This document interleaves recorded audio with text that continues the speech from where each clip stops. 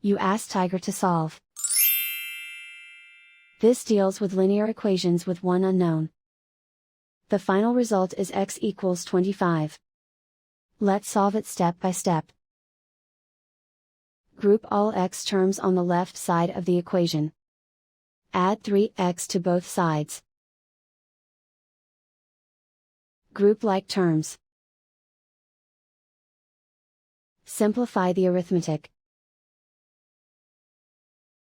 Group like terms. Simplify the arithmetic.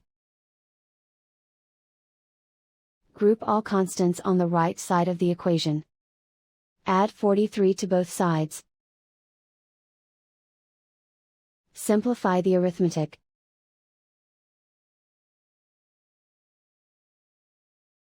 Isolate the x. Divide both sides by 5. Simplify the fraction.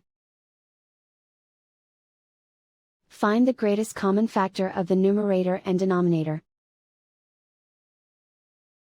Factor out and cancel the greatest common factor. And so the final result is x equals 25.